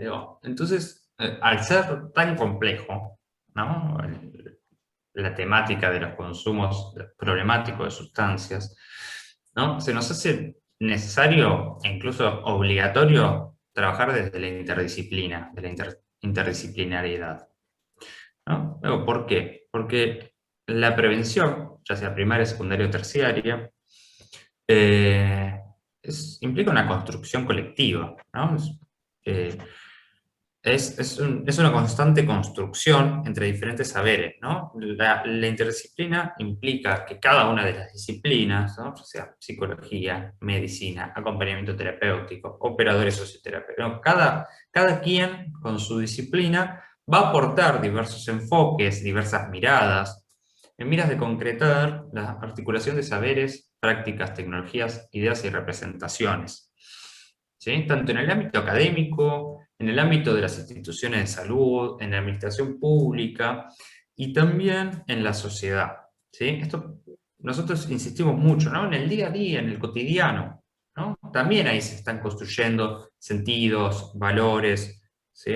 Entonces, por eso, al tener un problema complejo, retomo lo que decía Sofi, ya Sofi como yo somos psicólogos, no es nuestra intención psicologizar el problema, ¿no?, sino justamente esto, poder tener diálogo con otras disciplinas, ¿no?, la interdisciplina, ¿sí? Lo vemos como obligatorio para un abordaje más o menos decente, no ni siquiera digo bueno, más o menos decente. Decente, exactamente, para que no pase esto, porque realmente me parece, a mí también comparto esto de la idea de obligatorio, en relación a que si no es obligatorio es muy difícil que no recaiga, ¿no?, en uno de los en mirar todo el problema desde una sola área, ¿no? Porque nosotros podemos pensar, no, bueno, no lo voy a tomar de esta área, voy a leer, etcétera, pero si no tenemos voces desde las disciplinas, y me parece sumamente importante también darle el valor que tiene a cada disciplina, porque también históricamente, culturalmente, también se otorgan determinadas significaciones de poder también a determinadas disciplinas más que otras, ¿no? A través de la historia no es lo mismo un médico, un psicólogo, un acompañante, digamos, un operador, digamos, y me parece importantísimo también trabajar socialmente, como decía Eric, en construcción colectiva, en referencia a también el valor que tienen las disciplinas por igual para poder trabajar en conjunto. Exacto, sí, y es muy importante esto que marcás vos, ¿no? Que trabajen desde un lugar de simetría, ¿no? No me gusta decir igualdad, digo, sino de simetría, ¿no? Donde puede haber asimetrías en determinados momentos y después volver, ¿no? Y no, digo, que sea simplemente una suma de diferentes saberes, sino que esos saberes puedan dialogar y puedan cuestionarse, ¿no? Eso es la interdisciplinaridad. De hecho, no lo pusimos, pero si te parece, digo, en la bibliografía podemos poner un texto sobre la diferencia entre multidisciplina, interdisciplina y transdisciplina, para poder, digo, justamente dar cuenta de lo importante que es la interdisciplina, que además es uno de los requerimientos de la Ley Nacional de Salud Mental, ¿no? Sí, y si estamos hablando de salud, porque en esta clase estamos hablando particularmente, no de abordar tanto la salud, vamos a hablar de agentes de salud, ¿no? Entonces vamos a hablar de, independientemente de la disciplina, que son agentes de salud que colaboran, ¿no? Y que se pueden interrelacionar en referencia a la calidad de vida de las personas. Bueno. Bien, nos están apurando un poquito, así que bueno, voy a explicar un poquito por encima esto, ¿sí? La intersectorialidad, ¿sí? La definición es la intervención coordinada de instituciones representativas de más de un sector social en acciones destinadas total o parcialmente a tratar los problemas vinculados con la salud, el bienestar y la calidad de vida, ¿no? ¿Qué implica esto? Que diferentes sectores de la sociedad puedan articular, ¿no? Así como en la interdisciplina decimos que las diferentes disciplinas pueden articular, en la intersectorialidad decimos que diferentes sectores, ¿sí?, de la sociedad puedan efectivamente articular para brindar una atención decente. Yo ya he bajado bastante mis expectativas, ¿no? Una atención o diferentes intervenciones con la menor violencia posible, ¿sí? Por eso también, digo, nombrábamos esto de la construcción colectiva, o también de las políticas, ¿no? Podemos hablar. Exacto, de diferentes sectores, ¿no? La cuestión económica, ¿no? Para brindar, por ejemplo, ¿no? La clase pasada creo que hablamos, ¿no? Pero la importancia de que el Estado brinde recursos para el abordaje, para que después pueda haber un abordaje serio, ¿no? Sin la precarización de los trabajadores. Ahí se ve justamente la intersectorialidad, por ejemplo, ¿no? Hay muchísimos más casos. Apuro un poquito porque nos están apurando, ya con esto vamos cerrando. Y bueno, por último, ¿no?, la importancia de la perspectiva de género y lo que nosotros estamos por llamar la complejización LGBTIQ+, ¿no? Dar cuenta de las responsabilidades del Estado y la sociedad civil, ¿sí? La visibilización de la vulneración histórica de los derechos de la comunidad LGBT y de las violencias que padece, ¿no? Sofi, vos por ejemplo antes ponías un ejemplo, ¿no? No es lo mismo una persona atravesada por una situación de violencia de género, sabiendo toda la problemática que implica una situación de violencia de género, ¿no? Ahí hay una complejidad más, y a su vez también tener una perspectiva de género, una perspectiva LGBTIQ+, implica también poder pensar, ¿no?, esto, ¿qué está pasando en esa situación con ese sujeto en particular? ¿No? Que si no queda aislado, digamos, también, porque si no tenemos una perspectiva compleja en relación a los derechos de todas y todes y todos, digo, en general, no vamos a poder abordar, ¿no? Exacto, recordemos que arrancamos la clase diciendo, haciendo mención a Samuel, ¿no? Que fue asesinado por ser parte del colectivo LGBT, ¿no? Digo, y bueno, justamente poder visibilizar todas esas violencias que se padecen, ¿no? Y a su vez también poder instar a que se habiliten dispositivos de atención con perspectiva de género y dispositivos para personas de la comunidad LGBTIQ+. Digo, eso también es sumamente importante. Digo, hay demasiados pocos en Capital Federal y en Provincia de Buenos Aires, y es una gran problemática. Las personas del colectivo LGBT generalmente no acceden a dispositivos por diferentes violencias que van a sufrir dentro de las instituciones, dentro de los mismos dispositivos, ¿no? Pero también poder instar al Estado, ¿no? Con las diferentes luchas que vamos tejiendo, la formación de actores públicos en materia de violencia de género, ¿no? Y en violencia que sufrimos los del colectivo LGBTIQ+, ¿no? Pero en relación a esto, digo, evitar la revictimización, ¿no? Y habilitar, digo, esto siempre nosotros apostamos por esto, el tejido de redes, ¿no? Poder armar redes, poder armar tejido social, poder armar comunidad.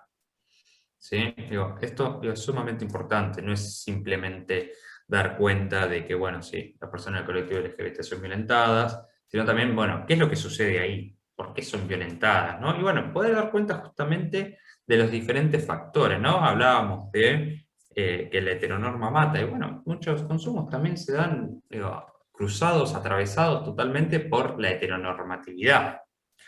Así que, bueno, de mi Y en parte, relación a por esto, digo, como ahora, decías, perdón, eso, pero así que en mandale relación vos. a la formación, me parece que esto, más allá de lo que podamos saber como profesionales y cómo formarnos desde ese lugar, pensar que también la formación tiene consecuencias o efectos, ¿no? Para, digamos, las personas en general y que están atravesadas por estas cuestiones que decimos, ¿no? Que si no, digamos, nos formamos también, estamos siendo parte de quizás violencias institucionales o desde determinadas disciplinas.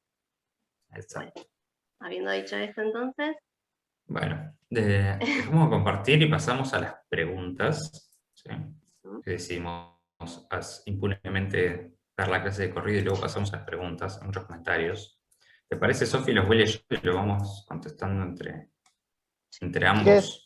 Les propongo algo, no sé si, a ver si les va a servir mejor, porque hay un montón de comentarios que le pasé al chat de Zoom.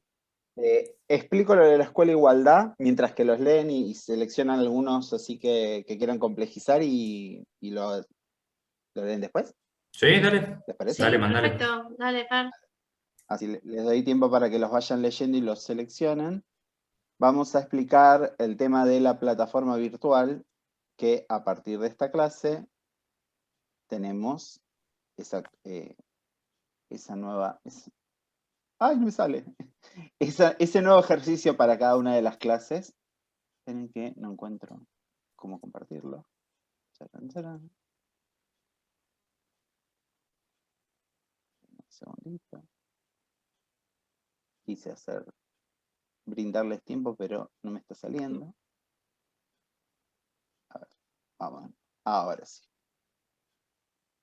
Bueno, les voy a explicar brevemente cómo tienen que hacer para ingresar en la Escuela de Igualdad, que es la plataforma en la cual a partir de ahora se van a subir todas las clases, todos los contenidos bibliográficos, tienen el cronograma, el programa, todas las cuestiones las tienen subidas ahí.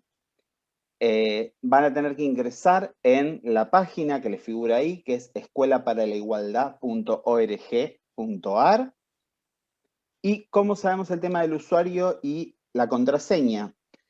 Todos los mails con los que ustedes se registraron en la diplomatura, y las personas obviamente que tienen la presencialidad, que no faltaron más de 2 veces, es la parte delantera del mail, o sea, antes del arroba, sea lo que sea, por ejemplo, feralbornoz@gmail, bueno, la parte que dice feralbornoz va a ser el nombre de usuario y también va a ser la contraseña para el primer ingreso, ¿sí? Cuando ingresen con esa misma contraseña que el usuario, les va a dar la opción para cambiar el usuario, ¿sí? Ahí van a tener todo, ¿sí? Van a tener los links de presentismo, ya directamente no los vamos a pasar por el chat del Facebook de hoy. Ingresen en la plataforma van a poder ver el presentismo, la bibliografía, los videos de las clases anteriores, los videos que se fueron anexando también en algunas clases y demás. Si tienen algún problema que no puedan ingresar o que vean mal directamente, que no tengan acceso a la página, tienen que escribir a reclamoscurso2020@gmail.com y ahí Willy, que es nuestro preceptor malo, les va a tomar el reclamo, va a verificar que tengan la asistencia a todas las clases anteriores, o que al menos no tengan más de 2 inasistencias, y les va a, en la semana, dar el acceso para la plataforma, ¿sí? Así que bueno, les recuerdo, la página es escuelaparaLaIgualdad.org.ar, ingresan con la parte delantera del mail, ¿sí? Hasta el arroba, sin el arroba, hasta el arroba excluyente, la clave es la misma, y los reclamos curso2020@gmail.com. Molto grazie. Bueno, y ahí les dejo para el cierre ustedes. Fue cortito. Me gustó el mail, soy genial 35. Lo voy a empezar a usar. Bueno, ¿te parece, Sofi, que vaya leyendo algunos comentarios que nos fueron pasando? Me parece, totalmente, me parece que más que preguntas, o por lo menos lo que yo vi, no sé si vos viste otra cosa, son como comentarios que la verdad que me parece que complejizan un poco lo que dijimos nosotros, o ¿no? Entonces está bueno para poder ir leyéndolos y en todo caso hablándolos, pero bueno, desde ese lugar, porque creo que las voces que están en los chats también son parte, ¿no?, de esta construcción colectiva que estamos haciendo. No, me parece, por lo menos desde mi lado, y supongo que a ti también, la idea no es que seamos quienes decimos lo que está bien o lo que hay que aprender y del otro lado simplemente escuchar, sino, bueno, generar esta construcción entre todos.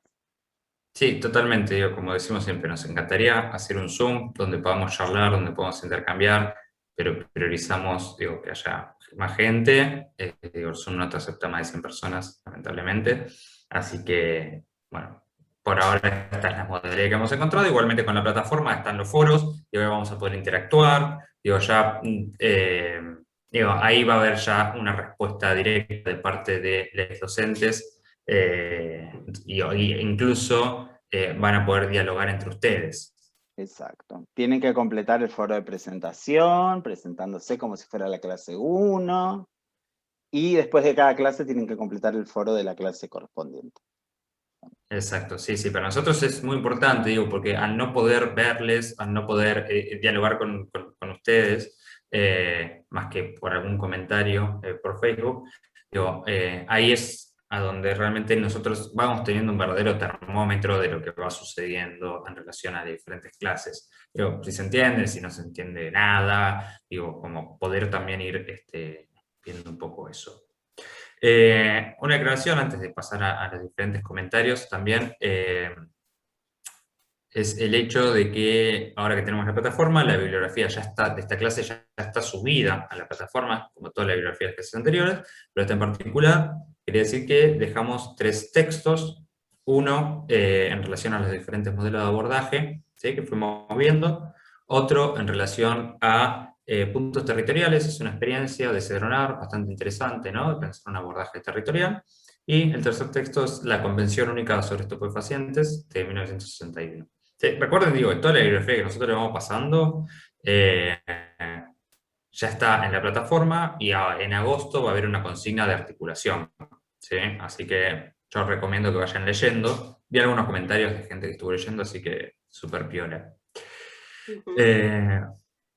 Bueno, ¿te parece, Sofi, que arranque?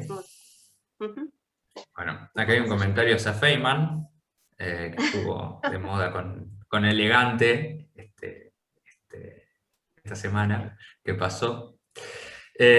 Dice, Máxima Adriana dice, respecto a lo que dice Sofía sobre la preeminencia de aspectos biológicos, etc., hablarles a un grupo de alumnos consumidores que tuve en un taller de sensibilización a adicciones ayudó muchísimo a reducir el consumo. Algunos adolescentes desconocían esa info.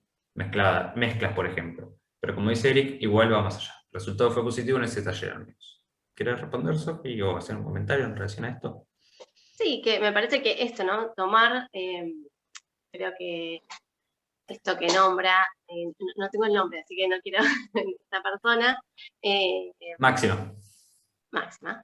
Me parece sumamente importante para poder visibilizar que va más allá de un aspecto, ¿no? Entonces, en un abordaje que se pueda hacer, es importante tener, digamos, los aspectos biopsicosociales, ¿no? En relación a lo que está pasando, las consecuencias de cada abordaje de las personas, los aspectos sociales, culturales, ¿no? Entonces, poder empezar a tomar, o poder seguir tomando los aspectos que modifican o que tienen efectos en el padecimiento de esas personas. Y desde ahí, ¿no? No, como decíamos, no centrarnos en una sola cuestión para poder generar un abordaje, porque a las personas, digamos, que están atravesando un tratamiento, un abordaje, ¿sí? En relación a esto, bueno, van a estar determinadas por múltiples causales. Y esa es la importancia que se le da para poder tener algún intercambio, ¿no? Y que sean activos también. Sí, no es que decimos que no hay que informar, ¿no? Por favor que no se entienda así, ¿no? Claro. Digo, sino que únicamente con informar no alcanza, ¿no? Digo, la información es útil, pero a veces con información no alcanza, ¿no? Todos los fumadores por eso, lo sabemos. Sí. Claro, por eso dijimos también esto, que no quede como que algunos de estos modelos o cuestiones que tienen que ver con estos modelos no estén hoy en día o no haya que tomar, digamos, pero desde la lógica de los derechos, ¿no? Poder retomar esto, que me parece que quizás lo más importante que queremos que esté en juego en los abordajes, ¿no? Desde ese lugar, poder tener en cuenta, ¿no? La lógica de la información, obviamente, es sumamente importante que haya información en juego. A mi criterio, no solamente desde la lógica, ¿no?, de dar información, sino poder que pueda circular, ¿no? En relación a todos los actores, digamos, a las personas que hay en esta obra. Pero que sea mucho más allá que esto, ¿no? Que no quede reducida. Sí, totalmente. Bueno, hay varios comentarios en relación a la ley de salud mental, ¿no? La importancia de la ley de salud mental. La importancia de la ley de salud mental. El cambio de paradigma que generó y que también podemos problematizar hoy en día en relación a, digo, en el sentido de poder pensarla hoy en día y ver también qué limitaciones tiene, así como los modelos, ¿no? Que actualmente poder pensar desde qué lugar complejizar también lo que se refiere a la ley. O en los abordajes mismos, ¿no? Porque, como decía Eric también, pensar si realmente estas cuestiones que se dicen en la ley se cumplen y de qué forma, y si intervienen en otras cuestiones, ¿no? Me parece interesante pensar más. Sí, totalmente. Pues Verónica Guzmán dice, estos dos modelos, ético y médico-sanitario, instaura la figura del héroe asociado al abordaje en el rescate de quien atraviesa y necesita intervenciones por situaciones de consumo de sustancias, que por su complejidad se transforman en problemáticos. Bien, muy buen linkeo ahí con el texto de Leucovitz, del héroe. Buen linkeo ahí, sí, digo, efectivamente, ¿no? Como hemos visto, la figura del héroe, ¿no? Imposibilita al sujeto, ¿no? Objetiviza al sujeto, entonces ahí no hay ningún tipo de abordaje posible. Pero me lo leía porque me gusta este linkeo ahí con la figura del héroe.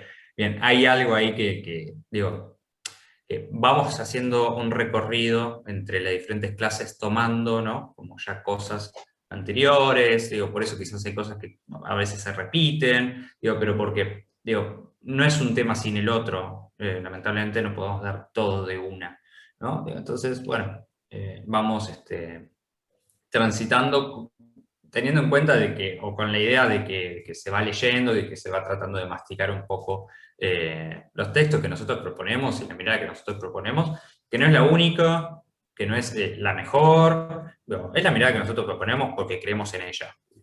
¿Sí? Para nosotros sí es la mejor, pero... Totalmente. Pero no, pero esto, ¿no? Que el aprendizaje también es complejo. Y nosotros, y nosotros. Y entonces también está bueno verlo así, ¿no? Nosotros vamos dando clases que también, digo, y otros compañeros que dieron otras clases, y que está bueno poder relacionar, ¿no? Lo que vemos hoy con lo que se vio en la anterior o en la próxima, y también les va a súper servir para la consigna de recuperación, ¿no? Entonces, que vayamos haciendo esta práctica, está bueno. Exacto. Acá hay un comentario que me parece importante como para poder retomar algo de lo que dijimos, ¿no? Leonor Alejandra Chaya López dice, es lamentable que varios profesionales y comunidades se encuentren situados en el abordaje del modelo psicosocial. Me gustaría decir de que hay un atravesamiento de todos los modelos, ¿no? Que quizás a veces hay preeminencias de algunos, ¿no? Que a veces salen más a la luz algunos que otros, o quizás se niegan directamente otros, pero no es que únicamente en un abordaje, ¿no? Como fue explicando Sofi, hay un atravesamiento, ¿no? Y como un vínculo dialéctico, para decirlo de alguna manera, entre los diferentes modelos de abordaje, y que no es un único modelo de abordaje que se adopta. No es que uno va a decir, yo trabajo desde este modelo de abordaje, porque en realidad, digo, están todos entremezclados. Lo que nosotros tratamos de hacer con esta diferenciación es una diferenciación pragmática para poder desmenuzarlos un poco. No obstante, después están todos entremezclados, entrecruzados,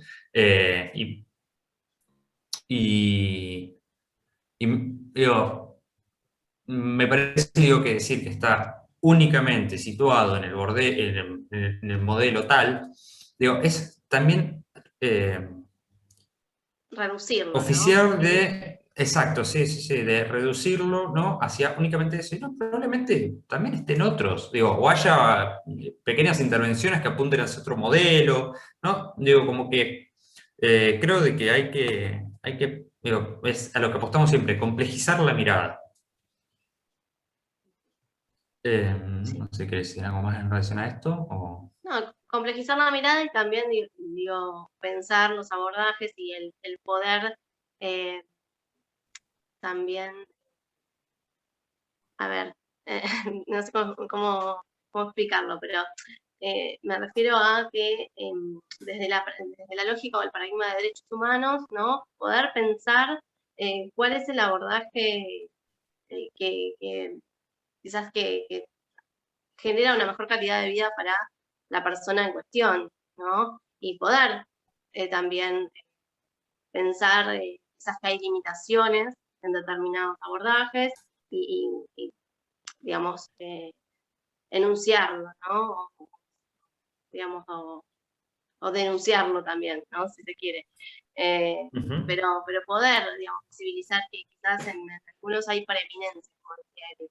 No significa que haya una intervención en relación a, por ejemplo, no sé, con farmacología, o cuando hablaba Eric de determinados abordajes que hacen poco, quizás en alguno de los modelos, poder por ahí visibilizar que hay otras cuestiones que quizás también tienen que ver con algunos otros, con la complejidad del juego, ¿no?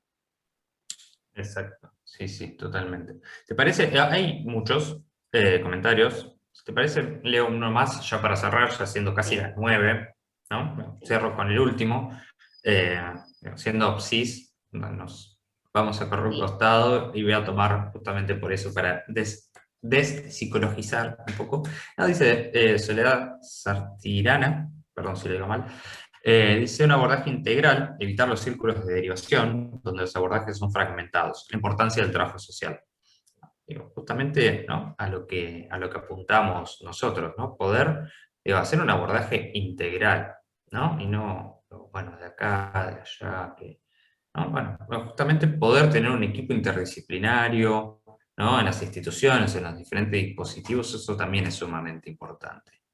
No sé, ¿querés ya cerrar con algo, Sofi? No, esto sí, me parece totalmente, estoy de acuerdo con lo que decís y que seguramente también nos están escuchando profesionales de la salud también, de determinadas áreas, con determinadas disciplinas, agentes de salud, digamos, y que también esto, ¿no? Uno sigue trabajando y complejizando los dispositivos que hay, digamos. Está bueno decir que también hace falta y poder pedir a políticas públicas que haya, digamos, abordajes que estén, digamos, que tomen los derechos de las personas en su complejidad y también poder hacerlo desde cada uno, ¿no? Así que bueno, esto, la interdisciplina de eso es realmente necesaria para abordar estas cuestiones. Dejar a las personas tomar esta cuestión contextual y el abordaje subjetivo de cada uno. Bueno. Se cayó, Eric. Se cayó para el final. Sí. Pero bueno, voy a dar brevemente porque están preguntando muchísimo en el vivo de nuevo el tema de la escuela de igualdad. Sí. Así que lo voy a volver a mostrar para que quede claro. Sobre todo, bueno, de nuevo. Vamos de nuevo. Toma 2. Deben ingresar para la plataforma. Ya ingresaron varias personas, como unas 40 personas al menos ingresaron. Cuando termine la clase, ingresan a la plataforma escuelaparalaigualdad.org.ar. Eso póngaselo en favoritos porque de ahora en adelante van a interactuar todas las semanas con la Escuela de la Igualdad. Lo del nombre de usuario y clave creo que es bastante fácil. Ahí lo tienen puesto en pantalla. Es la parte delantera del mail, o sea, hasta la arroba, excluyendo la arroba. Y en caso de que tengan algún problema, algunas personas decían que ya hicieron algún curso en la Escuela para la Igualdad. En caso de que sea así y en su usuario no vean que tengan la diplomatura, nos mandan un mail a reclamoscurso2020@gmail.com. Ahora lo voy a poner en el chat para que les unamos el usuario a la diplomatura, ¿sí? Así que bueno, mil gracias, Sofi. No le podemos agradecer a Eric porque se cayó. Ahora se lo agradecemos en privado. Claro. Y, bueno, gracias exacto. a todos también y gracias a Fer. Bueno, y nos estamos viendo en la próxima clase que es el martes 20. Si hasta el día 19 tienen tiempo para escribir en el foro de la plataforma virtual y para hacer los reclamos pertinentes para ingresar, ya que se va a validar la asistencia con el Forms más la actividad en el foro. Así que bueno, buenas noches a todos, a todas, a todes y nos estamos viendo.